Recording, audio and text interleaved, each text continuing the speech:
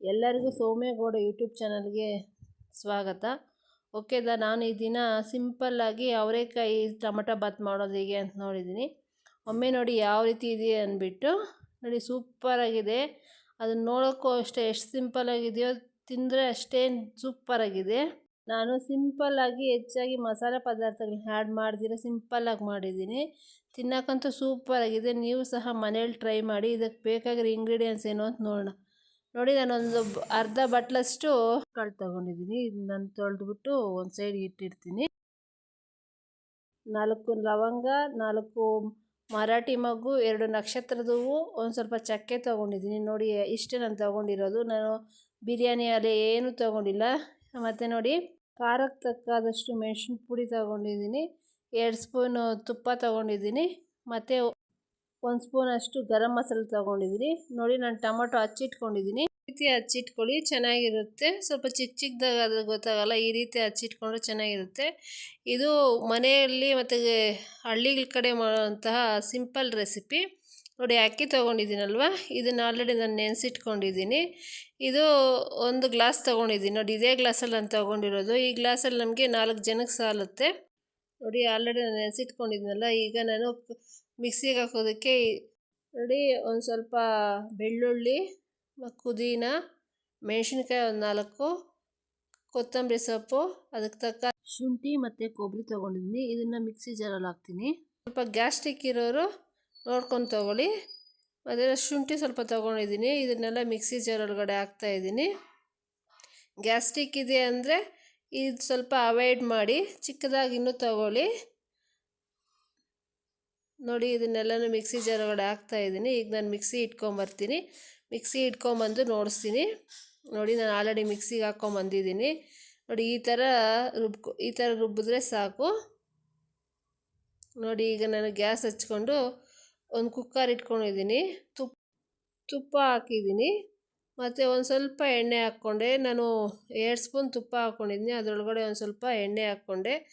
ನೋಡಿ, ಈಗ ನಾನು ಸಾಸಿವೆ ಹಾಕಿದ್ದೀನಿ. ಸಾಸಿವೆ ಚಿಟಪಟ ಅಂದಮೇಲೆ ಮರಾಠಿ ಮೊಗ್ಗು ಹಾಕಿದ್ದೀನಿ. ಮತ್ತು ನಕ್ಷತ್ರದ ಹೂವು, ಚಕ್ಕೆ ಮತ್ತು ಲವಂಗ ಹಾಕ್ಬಿಟ್ಟು ಅದನ್ನು ತಿರುಗಿಸ್ತಾ ಇದ್ದೀನಿ. ನಿಮ್ಗೆ ಏನಾದರೂ ಎಣ್ಣೆ ಬೇಕಂದರೆ ಹಾಕ್ಕೊಳ್ಳಿ. ಇದರೊಳಗೆ ನಾನು ಬಿರಿಯಾನಿ ಸೊಪ್ಪು, ಏಲಕ್ಕಿ ಏನು ಹಾಕ್ಕೊಂಡಿಲ್ಲ. ನಿಮಗೆ ಬೇಕಾದರೆ ಸೋಂಪು ಎಲ್ಲ ಹಾಕ್ಕೊಳ್ಳಿ. ನೋಡಿ, ಈರುಳ್ಳಿ ಹಾಕ್ಬಿಟ್ಟು ಅದು ಸ್ವಲ್ಪ ಕಲರ್ ಬಂದಮೇಲೆ ಕರಿಬೇವಿನ ಸೊಪ್ಪು ಹಾಕ್ಕೊಂಡಿದ್ದೀನಿ. ಸೊ ಇದಾದಮೇಲೆ ನಾನು ಪಕ್ಕಕ್ಕಿಟ್ಟಿದ್ನಲ್ವ ಅವರೆಕಾಳು, ಸೊ ಅದನ್ನು ಹಾಕ್ಕೊಂಡಿದ್ದೀನಿ. ನಾನು ಫಸ್ಟೇ ಯಾಕೆ ಹಾಕ್ಕೊಂಡೆ ಅಂದರೆ ಅದಕ್ಕೆ ಸ್ವಲ್ಪ ಖಾರ ಚೆನ್ನಾಗಿ ಹಿಡೀಲಿ ಅಂದ್ಬಿಟ್ಟು. ಮತ್ತು ಈಗ ನಾನು ರುಬ್ಬಿಟ್ಟಿದ್ನಲ್ವ, ಸೊ ಅದನ್ನು ಹಾಕಿ ಕಲಿಸ್ತಾ ಇದ್ದೀನಿ. ಸೊ ನಿಮ್ಗೇನಾದರೂ ಲಾಸ್ಟಲ್ಲಿ ಹಾಕ್ಕೊತೀನಿ ಅಂದರೂ ಸಹ ಹಾಕ್ಕೊಬೋದು. ನಾನು ಇಲ್ಲಿ ಹಳ್ಳಿ ಸ್ಟೈಲಲ್ಲಿ ಮಾಡ್ತಾಯಿದ್ದೀನಿ, ಸೊ ಅದಕ್ಕೆ ಆ ರೀತಿ ಮಾಡ್ತಾಯಿದ್ದೀನಿ. ಈಗ ನಾನು ಟೊಮೊಟೊ ಹಾಕಿ ಚೆನ್ನಾಗಿ ಕಲಸಿದ್ದೀನಲ್ವ, ಸೊ ನೋಡಿ ಆ ಥರ ನೀರು ಬಿಟ್ಕೊಂಡಿದ್ದೆ. ಅದನ್ನು ಸ್ವಲ್ಪ ಕಲಿಸ್ಬೇಕು, ಏಕೆಂದರೆ ಈ ಅವರೆಕಾಳಿಗೆ ಸ್ವಲ್ಪ ಉಪ್ಪು ಖಾರ ಹಿಡೀಲಿ ಅಂದ್ಬಿಟ್ಟು. ಸೊ ನೋಡಿ ಯಾವ ರೀತಿ ಇದೆ ಅಂದ್ಬಿಟ್ಟು ನಾನು ತಳ ಅಂಟ್ಕೊಳ್ದೆ ಅದನ್ನು ಕಲಿಸ್ತಾನೇ ಇದ್ದೀನಿ. ಇದನ್ನು ಚೆನ್ನಾಗಿ ಕಲಿಸಿದ್ಮೇಲೆ ನಾನೀಗ ಗರಂ ಮಸಾಲ 1 ಸ್ಪೂನ್ ಹಾಕ್ಕೊಂಡಿದ್ದೀನಿ. ಮತ್ತು 1 ಸ್ಪೂನು ಮೆಣಸಿನ ಪುಡಿ ಹಾಕ್ಕೊಂಡಿದ್ದೀನಿ. ಸ್ವಲ್ಪ ಉಪ್ಪು ಹಾಕ್ಕೊಂಡಿದ್ದೀನಿ. ನಿಮ್ಗೆ ಎಷ್ಟು ಬೇಕೋ ಅಷ್ಟು ಉಪ್ಪು ನೋಡ್ಕೊಂಡು ಹಾಕ್ಕೊಳ್ಳಿ. ನಾನಿಲ್ಲಿ ಒಂದು ಸ್ವಲ್ಪ ಹಾಕ್ಕೊಂಡಿದ್ದೀನಿ. ಮತ್ತು ನಾನು ಇದರಲ್ಲಿ ಧನಿಯಾ ಪುಡಿ ಹಾಕ್ಕೊಂಡಿದ್ದೀನಿ. ಬಟ್ ನಾನು ನೋಡಿಸ್ಲಿಲ್ಲ ಅಷ್ಟೇ. ಧನಿಯಾ ಪುಡಿ ಸಹ ಆ್ಯಡ್ ಮಾಡಿದ್ದೀನಿ. ಸ್ವಲ್ಪ ಅದು ಗ್ಯಾಸ್ಟ್ರಿಕ್ ಇರೋರಿಗೆ ಈ ಉಪ್ಪು ಖಾರ ಒಂದು ಸ್ವಲ್ಪ ಕಡಿಮೆ ಹಾಕಿ. ಮಸಾಲೆ ಪದಾರ್ಥಗಳು ನೋಡಿ ನಾನು ಯಾವ ರೀತಿ ಹಾಕಿದ್ದೀನಿ ಅಂದ್ಬಿಟ್ಟು ನೀವೇ ನೋಡ್ತಾ ಇದ್ದೀರಲ್ವ. ಈಗ ಅಕ್ಕಿ ಆ್ಯಡ್ ಮಾಡ್ತಾಯಿದ್ದೀನಿ. ನೋಡಿ, ಈಗ ಎಲ್ಲ ಅಕ್ಕಿ ಆ್ಯಡ್ ಮಾಡಿಬಿಟ್ಟು ಅದನ್ನು ನಾನು ಚೆನ್ನಾಗಿ ಕಲಿಸ್ತೀನಿ. ಚೆನ್ನಾಗಿ ಕಲಸಿದ್ರೆ ಅದೆಲ್ಲನೂ ಅದರಲ್ಲಿದ್ದು ಉಪ್ಪು ಖಾರ ಎಲ್ಲ ಅಕ್ಕಿಗೆ ಹಿಡೀಲಿ ಅಂದ್ಬಿಟ್ಟು ನಾನು ಕಲಿಸ್ತಾ ಇದ್ದೀನಿ. ಇದನ್ನು ಮನೆಯಲ್ಲಿ ಏನಾದರೂ ಇಂಗ್ರೀಡಿಯೆಂಟ್ಸ್ ಇಲ್ಲ ಅಂದ್ರೂ ಈಸಿಯಾಗಿ ಮಾಡ್ಕೊಳ್ಬೋದು. ಇರೋ ಇಂಗ್ರೀಡಿಯೆಂಟ್ಸಲ್ಲೇ ಚೆನ್ನಾಗಿ ಮಾಡ್ಕೊಳ್ಬೋದು. ಒಮ್ಮೆ ಮನೇಲಿ ಟ್ರೈ ಮಾಡಿ. ನಿಮ್ಗೆ ಇಷ್ಟ ಆದರೆ ಒಂದು ಲೈಕ್ ಮಾಡಿ, ಶೇರ್ ಮಾಡಿ, ಸಬ್ಸ್ಕ್ರೈಬ್ ಮಾಡ್ಕೊಳ್ಳಿ. ನೋಡಿ, ಸ್ವಲ್ಪ ಹೊತ್ತು ಬಿಟ್ಟು ಈಗ ನಾನು 1 ಗ್ಲಾಸ್ ತೊಗೊಂಡಿದ್ನಲ್ವ, 2 ಗ್ಲಾಸು ನೀರು ಹಾಕ್ತೀನಿ. ಮತ್ತು ಚೆನ್ನಾಗಿ ಕಲಿಸ್ತೀನಿ. ನಾನು ಈಗ ಉಪ್ಪು ಖಾರ ನೋಡಿದೆ, ನನಗೆ ಸ್ವಲ್ಪ ಉಪ್ಪು ಸಾಲದಿದ್ದಂಗಿದೆ. ನಾನು ಸ್ವಲ್ಪ ಆ್ಯಡ್ ಮಾಡಿಕೊಂಡೆ. ನಿಮಗೆ ಧನಿಯಾ ಪುಡಿ ಒಂದು ಸೈಡಿಗೆ ಇಟ್ಬಿಟ್ಟಿದ್ದಕ್ಕೆ ನಾನು ನೋಡಲಿಲ್ಲ. ನೋಡಿ, ಈಗ ಆ್ಯಡ್ ಮಾಡಿದೆ ನಾನು. ನಿಮ್ಗೇನಾದರೂ ಆ್ಯಡ್ ಮಾಡಬೇಕಂದ್ರೆ ಈಗಲೂ ಆ್ಯಡ್ ಮಾಡ್ಬೋದು. ನೋಡಿ ಈಗ ಈ ರೀತಿ ಚೆನ್ನಾಗಿ ಕುದೀತಾ ಇರುತ್ತಲ್ವ. ಸೊ ಈ ಥರ ಚೆನ್ನಾಗಿ ಕುದಿ ಬಂದಮೇಲೆ ನೀವು ಬೇಕಾದರೆ ಕುಕ್ಕರ್ ಮುಚ್ಚಳ ಹಾಕಿರಂತೆ ಅಲ್ಲಿವರೆಗೂ ಹಾಕಬೇಡಿ. ಇದನ್ನು ಈ ಥರ ಬಂದಾಗ ಸ್ವಲ್ಪ ಚೆನ್ನಾಗಿ ಕಲಸಿ. ನೋಡಿ ಈ ಥರ ಬರಬೇಕು.